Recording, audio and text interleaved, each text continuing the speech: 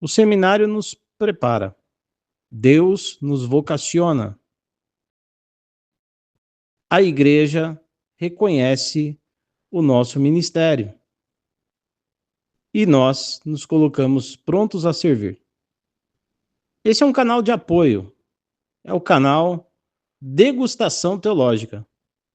Sejam todos bem-vindos e bem-vindas. Fala pessoal, hoje a degustação teológica tá uma delícia. Tô aqui ó, fazendo um arrozinho, olha, tá quase pronto aqui.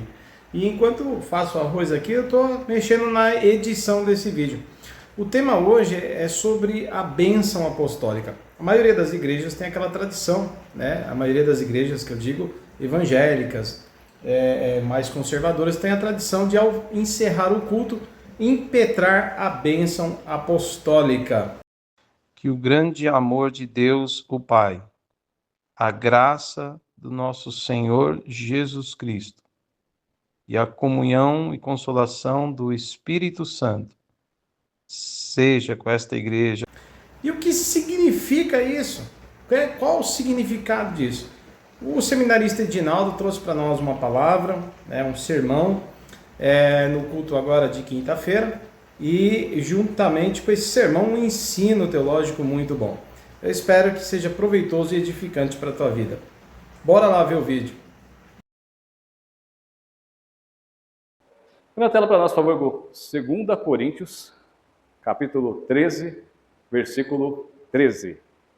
Versículo aí mais, acredito que o versículo mais citado na igreja, o versículo que você mais ouve na igreja. A graça do Senhor Jesus Cristo e o amor de Deus e a comunhão do Espírito Santo estejam com todos vocês. Não é todos digam amém. Não acabou o culto, não vão embora, tá? Não acabou o culto, não vão embora. Não chegou a hora do café ainda. Daqui a pouco nós vamos tomar nosso café ali, mas ainda não acabou o culto. Mas me chamou a atenção esse texto. Eu converti aos 13 anos. Não vou fazer a conta, que você não vai entregar a minha idade, mas tem mais de 30 anos aí que eu ouço esse versículo citado. E quantas vezes nós ouvimos todos os cultos? Esse versículo é citado no final do culto, mas muitas vezes a nossa preocupação, às vezes no domingo, nós estamos preocupados com o quê? O pastor está falando assim, ó, agora chegou o momento das bênçãos apostólicas, nós levantamos, abrimos as nossas mãos, e nós ouvimos tanto esse texto, nós ouvimos tanto essa mensagem, que muitas vezes nós não nos damos conta da profundidade. E aí eu comecei a refletir sobre a profundidade desse texto. Quando o pastor vem aqui, ele vai lá e quando os apóstolos impetravam as bênçãos. Impetrar a bênção é rogar a Deus que abençoe, rogar ao dono da bênção que abençoe as pessoas. Eu comecei a meditar o grande amor de Deus. Quer dizer, todos os cultos. Há quantos anos você ouve isso? Às vezes a gente sai de um culto pensando assim, ó, parece que Deus não falou comigo. Deus está lembrando a gente todo o culto. É impossível alguém que está na igreja, todo culto você ouve o Senhor falando com você assim, ó, lembrando dele, que o grande amor de Deus, a graça do Senhor Jesus e a comunhão, a consolação, em algumas versões, a consolação do Espírito Santo seja com todos vocês, não só hoje, mas para todos sempre. Muitas vezes nós estamos aqui preocupados, de repente no domingo, o que eu vou fazer de almoço? O que eu vou almoçar? De repente numa quinta-feira, nós estamos aqui ouvindo essa bênção do Senhor. Essa bênção do Senhor, muitas vezes nós saímos aqui preocupados, o que eu vou fazer amanhã? Olha, amanhã eu tenho que acordar 6 horas, tenho que fazer. Nós estamos aqui, para nós é o quê? Quando nós ouvimos a bênção apostólica. Está acabando o culto. É sinal de quê? O culto está acabando. Nós começamos a fazer o quê? A nos preocupar. Amanhã eu tenho que acordar 6 horas, eu tenho que fazer isso, eu tenho que ir para o trabalho. Depois do trabalho eu tenho que passar no mercado, eu tenho que resolver isso, tenho que resolver aquilo. As irmãs que estão em casa, de repente, falam assim, amanhã eu tenho que arrumar a casa, tenho que fazer isso, tenho que correr com a criança na escola, tenho que fazer isso. Começamos a nos preocupar com as coisas do nosso dia a dia e muitas vezes nós não nos damos conta do que o Senhor está falando conosco através dessa bênção. Eu comecei a refletir, comecei a imaginar, comecei a pensar. a graça do Senhor Jesus Cristo. Efésios capítulo 2, versículos 8 e 9. Efésios 2, 8 e 9 vai dizer o seguinte: porque pela graça vocês são salvos, mediante a fé. E isso não vem de vocês. É dom de Deus. Não vem de obras, não é porque eu sou bonzinho, não é porque nós somos melhores que ninguém, para que ninguém se glorie. Pois somos feitura dele, criados em Cristo, para boas obras, as quais Deus de antemão preparou para que andássemos nelas. Versículo 8. 9, versículo 8 e 9. Isso aí. Pela graça vocês são salvos, mediante a fé. Isso não vem de vós, é dom de Deus. Não vem de obras para que ninguém se glorie. Amém. Então, começa a pensar no quê? Na graça. E essa graça, ela se manifestou a nós. Quando nós pensamos o que é na graça. O que é essa graça? Que todo dia você escuta no final do culto. O que é essa graça? Favor imerecido de Deus. Nós merecemos que a morte. Nós estávamos condenados. Mas Cristo ele veio para nos salvar. Porque essa graça, ela se manifestou a nós. Porque essa graça se manifestou a nós através de Cristo. Tito, capítulo 2, versículo 11 ao 14, vai dizer mais sobre essa graça. Tito, capítulo 2, verso 11 ao 14. Olha o que a Bíblia fala sobre a graça. Porque a graça de Deus se manifestou trazendo salvação a todos. Pode seguir, por favor. Ela nos educa para que, renegadas a impiedade e as paixões mundanas, vivamos neste mundo de forma sensata, justa e piedosa. Até o versículo 14. Aguardando a bendita esperança e a manifestação da glória do nosso grande Deus e Salvador, Jesus Cristo. Ele deu a si mesmo por nós, a fim de nos remir de toda iniquidade e purificar para si mesmo um povo exclusivamente seu, dedicado a praticar a prática de boas obras. Versículo: um povo exclusivamente seu, dedicado a práticas de boas obras. Quem é de Deus faz boas obras. É um povo escolhido, um povo separado. E essa graça, foi essa graça que nos alcançou. Foi essa graça que um dia ela nos alcançou. Cristo, ele se despir de toda a sua glória, para um dia vir aqui e salvar a mim e você. Favor imerecido de Deus. Esse favor imerecido de Deus. Romanos, capítulo 5, versos 19 e 20 vai dizer: porque, como pela desobediência de um homem, muitos se tornaram pecadores. Assim também, por meio da obediência de um só, muitos se tornaram justos. A lei veio para que aumentasse a ofensa, mas onde aumentou o pecado, aumentou muito mais ainda a graça. Nós estávamos condenados pela lei, mas Cristo ele abriu mão de toda a sua glória. Ele abriu mão de toda a sua glória para vir à terra, para morrer por nós, para ser o sacrifício vivo por nós. Todos os dias nós somos lembrados que essa graça nos alcançou, e essa graça ela nos sustenta todos os dias. E o que falar do grande amor de Deus? Que grande amor esse! João capítulo 3, verso 16, tão conhecido, tão falado, que diz o seguinte: porque Deus amou o mundo de tal maneira que deu o seu Filho unigênito, para que todo o que nele crê não pereça, mas tenha a vida eterna. Irmãos, você já parou para refletir? Você já parou para pensar nesse amor? Olha, eu sou pai, creio que a maioria aqui é pai e mãe. Tenho certeza que se alguém chegasse e falasse: olha, tem várias pessoas ali más, Tem várias pessoas ruins. E essas pessoas estão condenadas. Essas pessoas estão todas condenadas. Mas olha, elas têm uma chance. Você trocaria essas pessoas más? Você daria em troca dessas pessoas más, dessas pessoas ruins? Você daria o seu filho? Eu falo assim, olha, nem por pessoas boas eu daria. Nem por pessoas boas eu daria o meu filho. Porque nós amamos. Quem é pai tem esse sentimento de amor pelo filho, esse carinho pelo filho, esse amor, esse vínculo. Imagine Deus, Ele olhando para o seu único filho. Deus olhando para o seu único filho e entregando o filho dele em troca de uma humanidade pecadora. Pessoas que não mereciam. Pessoas que não mereciam essa graça. Pessoas que não mereciam esse amor. E aí ele simplesmente vai lá e entrega o seu filho. Que amor é esse? Que amor é esse? Você já parou para refletir sobre esse amor? Que o grande amor de Deus, né? Muitas vezes nós falamos. Que grande amor é esse de Deus? Você já parou para refletir que você é amado por esse Deus? Olha o privilégio que você tem. Porque às vezes nós olhamos para a nossa esposa e falamos, olha, eu te amo. E nós ficamos felizes, né? Quando a esposa dos nossos filhos fala assim, ó, pai, eu te amo. Vocês falam todo dia para mim, pai, eu te amo.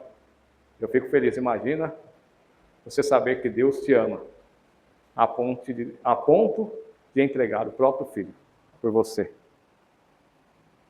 Romanos capítulo 5, versículo 7 e 8. Hoje nós vamos ler bastante, hein, Gu?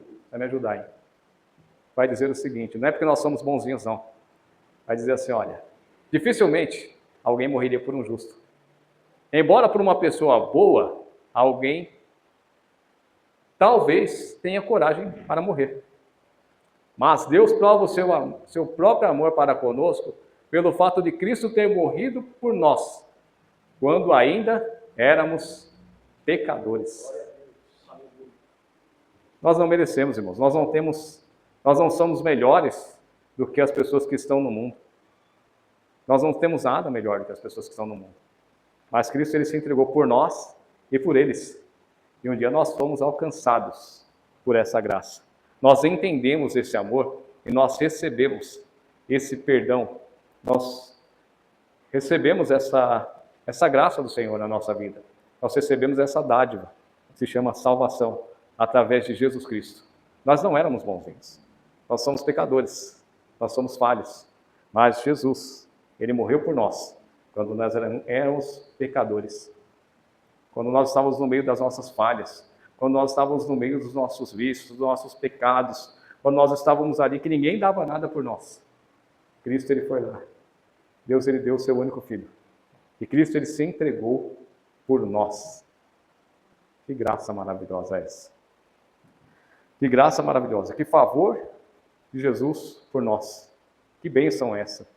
Cristo se entregando pelo pecador. 1 João, capítulo 4, versículos 7 ao 11, vai dizer o seguinte: amados, amemos-nos uns aos outros, porque o amor procede de Deus. E todo aquele que ama é nascido de Deus e conhece a Deus. Quem não ama, não conhece a Deus, pois Deus é amor. Nisso se manifestou o amor de Deus em nós, em haver Deus enviado seu Filho unigênito para o mundo, para vivermos por meio dele. Vou seguir, versículo 10. Nisso consiste o amor, não em que nós tenhamos amado a Deus, mas em que Ele nos amou e enviou seu Filho como propiciação pelos nossos pecados. Amados, se Deus nos amou de tal maneira, nós também devemos amar uns aos outros. Quem é servo de Deus, quem recebeu esse amor, vive em fraternidade. Por isso que nós vivemos aqui, o nome da nossa igreja é bem propício, Batista Fraternidade. Que nós tenhamos esse amor que vem de Deus, que nos alcançou. Então, quando você chegar no final do culto, que você ouvir, olha, que o grande amor de Deus, nunca mais você ouça do mesmo jeito. Você fala assim, olha, Deus me ama. Deus me ama. A graça do Senhor Jesus Cristo. Essa graça me alcançou. Essa graça alcançou a minha casa. Essa graça alcançou a minha família. A graça do Senhor Jesus Cristo e a comunhão do Espírito Santo. Isso é maravilhoso. Está furado. A glória a Deus. Está furado. E a comunhão do Espírito Santo. Não, tudo bem. E a comunhão do Espírito Santo. Quando eu olho para, eu refletindo ali, lendo alguns textos, eu começando a imaginar. E o Espírito Santo? Jesus estava aqui com a igreja, Jesus estava aqui com os seus discípulos. E aí quando Jesus ele vai ao céu, ele fala assim, olha, eu vou para o Pai. Eu vou para o Pai. Mas eu vou enviar para vocês um Consolador. Evangelho de João, capítulo 14, versículo 15 ao 18. Evangelho de João, capítulo 14. Se vocês me amam, Jesus, guardarão os meus mandamentos. E eu pedirei ao Pai, e Ele lhes dará outro Consolador, a fim de que esteja com vocês para sempre. Próximo.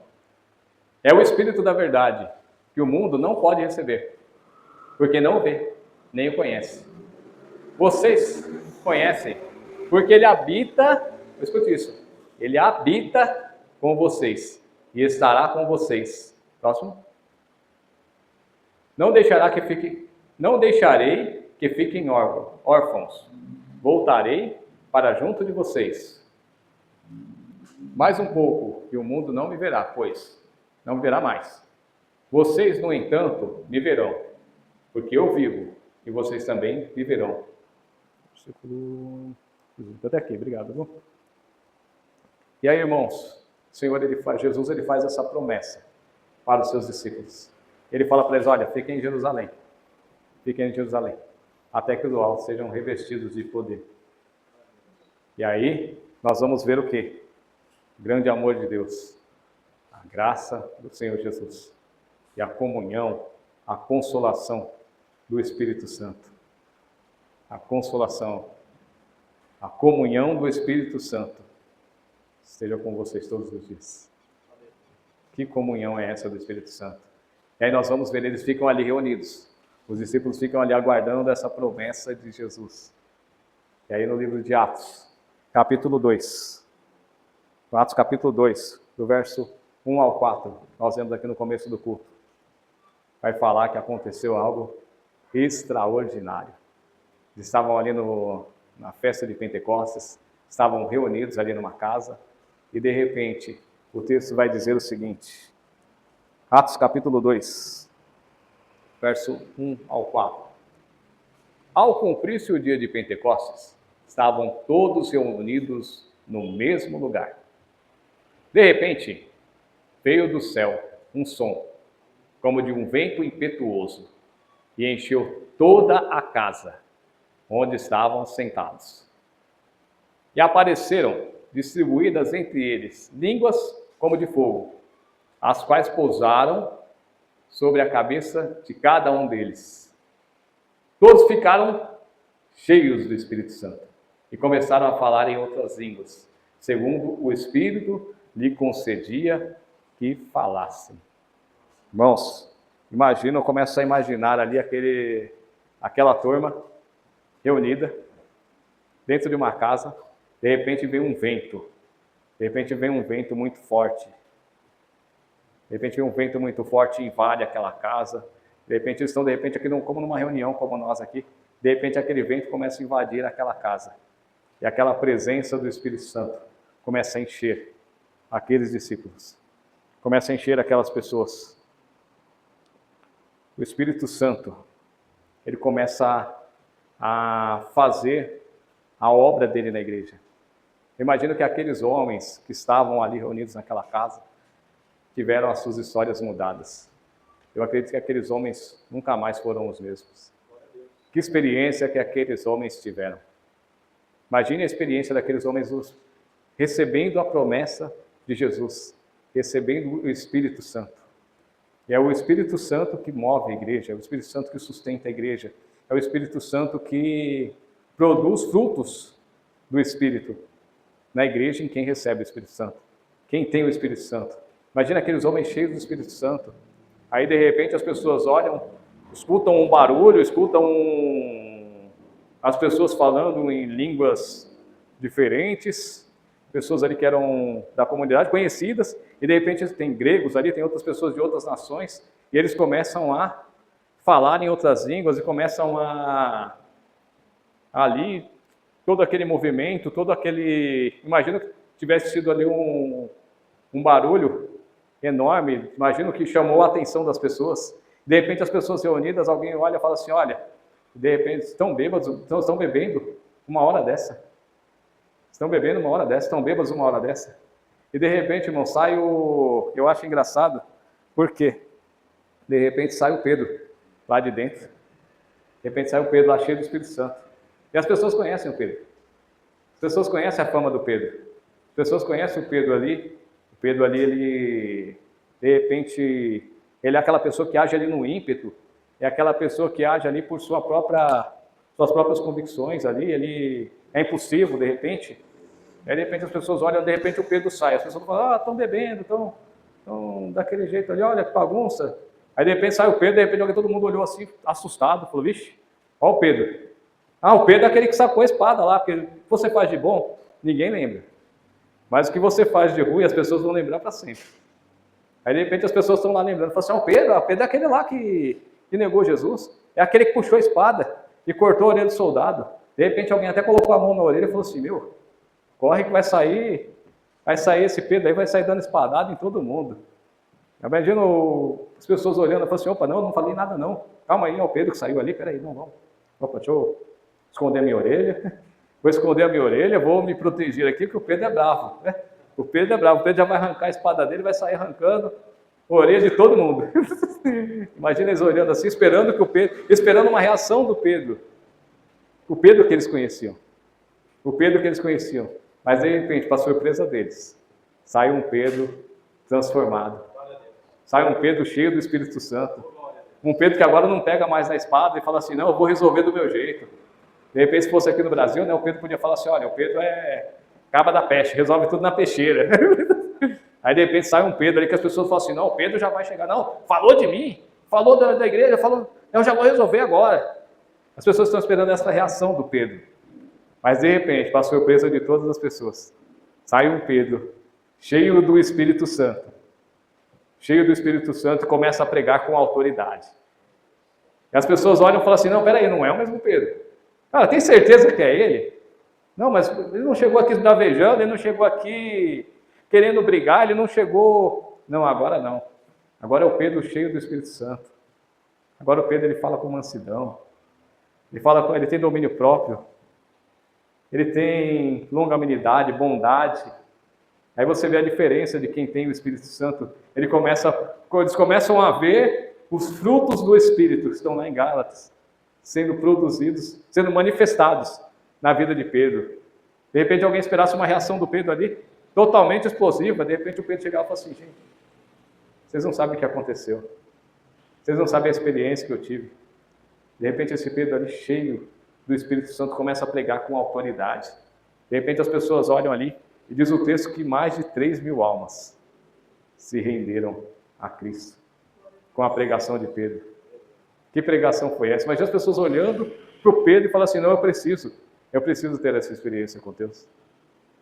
Eu preciso viver esse milagre, eu preciso viver essa transformação na minha vida, eu preciso dessa transformação na minha casa. Eu preciso dessa transformação nos meus negócios. Ela vai dizer assim que contra essas coisas não há lei. Não há lei. Amor, bondade, fidelidade, benignidade, mansidão, temperança, domínio próprio. E aí eles olham assim e falam assim, cara, esse Pedro está diferente. Essa galera aí está diferente. O pessoal não sai brigando, não sai discutindo. Eles têm domínio próprio, eles têm mansidão. E aí as pessoas olham e veem a transformação que aconteceu na vida de Pedro. Eles olham e veem o que aconteceu na vida desse Pedro agora. Um Pedro transformado. Um Pedro restaurado. E um Pedro que ele vai lá e ele prega a palavra de Deus com autoridade. É um Pedro que vai lá, é um Pedro que é transformado. E as pessoas, elas se convertem. que elas venham à mudança. O Consolador, esse Consolador. O Espírito Santo é quem impulsiona a igreja. É o Espírito Santo quem sustenta. E ali começa a história da igreja. E é o Espírito Santo quem sustenta a igreja. É o Espírito Santo quem dá a palavra para a igreja todos os dias. Começou lá, no dia de Pentecostes. E esse mesmo Espírito Santo, ele vem conduzindo a igreja até os dias de hoje. E esse Espírito Santo vai nos levar ao Pai. Esse Espírito Santo estará conosco todos os dias, até a consumação dos séculos. É esse Espírito Santo quem sustenta a igreja. Nós não temos mérito nenhum.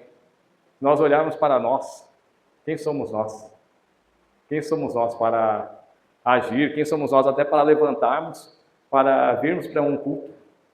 Quem somos nós para virmos a crer em Deus? Quem somos nós para, se não for o Espírito Santo? É o Espírito Santo quem convence o homem do pecado, do juízo. É o Espírito Santo que faz toda a obra na igreja. O que nós fazemos é apenas nos disponibilizarmos. O que nós fazemos é falar assim: vem Espírito Santo, enche a minha vida. Espírito Santo controle a minha vida. Espírito Santo, que eu possa produzir frutos do Espírito e não da carne. Espírito Santo, venha habitar em nós. E aí, quando o Espírito Santo habita na nossa vida, quando o Espírito Santo está conosco ali, ele faz toda a diferença. É o Espírito Santo quem sustenta a igreja. É o Espírito Santo quem vai levar a igreja a algum lugar. Muitas vezes nós olhamos assim, tentamos com a nossa força, eu poderia fazer isso ou aquilo. Muitas vezes nós queremos vamos usar tal estratégia, uma estratégia ou outra, mas o Espírito Santo. E é interessante, irmãos, que o Espírito Santo, ele habita dentro de nós. Nós somos o templo do Espírito Santo. Nós somos morada do Espírito Santo. Então, muitas vezes as pessoas podem olhar para você e falar assim: olha, quem é você?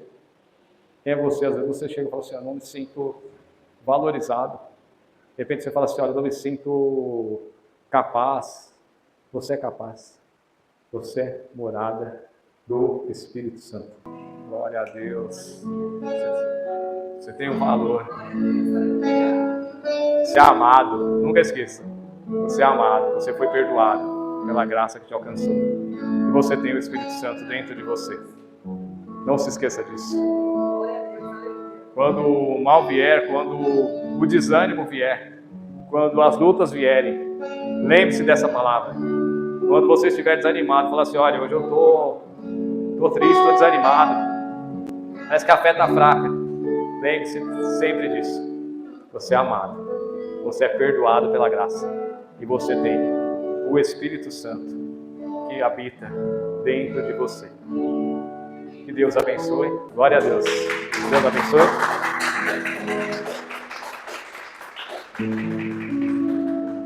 Agora sim. Agora nós vamos receber a bênção apostólica e as considerações finais. Deus abençoe, pastor. É isso aí, irmãos. Bênção, né? Palavra de Deus para nós. E muito bom, Dino. Muito bom, viu? Uma aula teológica hoje aqui. Porque cada versículo lido, ele mostra a plenitude, né, das palavras que nós falamos na bênção apostólica. E quando nós damos a bênção apostólica, que é uma tradição das igrejas, né, mais tradicionais, quando a gente diz assim: receba a bênção apostólica, como nós vamos fazer agora e como fazemos em todo culto, a bênção apostólica na tradição da igreja é bíblica, e é uma maneira que a igreja normalmente encerra a reunião, impetrando a bênção apostólica, como o Dino bem colocou. Na carta de Paulo aos Coríntios, nós também encontramos, né, esta maneira de saudar. E com base bíblica, você vê que é uma síntese, a bênção apostólica é a síntese da nossa fé. E quando nós levantamos a mão, devemos falar assim, entender que nós estamos confirmando, que nós estamos recebendo essa bênção de Deus na nossa vida. Nós recebemos o amor de Deus e confirmamos, recebemos a graça do nosso Senhor Jesus e confirmamos, e também confirmamos que temos a comunhão com o Espírito Santo. que é o que nos salva. O amor de Deus, a graça e a presença do Espírito Santo, que é o selo da nossa redenção. Amém? Deus abençoe, Dino. Muito bom, viu? Então vamos ficar de pé e receber e confirmar a bênção apostólica. Amém? Que o grande amor de Deus, diga amém. Amém. A graça do nosso Senhor Jesus, diga amém. Amém. E a consolação do Espírito Santo, amém, seja com esta igreja hoje e sempre. Amém. Amém. Glória a Deus. Deus abençoe. Olá, meu amigo, minha amiga. Eu sou Davi Domenicali, sou pastor aqui da Igreja Batista Fraternidade. Os nossos cultos que acontecem todos os domingos às 9h30 da manhã e às quintas-feiras às 8 da noite. Além disso, temos também reunião de oração, temos ainda outros encontros que você pode ir conhecendo à medida que você vem frequentando. Olha só, estamos prontos a receber você e sua família. E você é nosso convidado. Estamos na Avenida Pauliceia, número 1200, aqui na sobreloja, parte superior do prédio. Ficamos aqui no bairro das Laranjeiras, cidade de Caieiras, São Paulo. Deus abençoe vocês. Quero te ver, tá?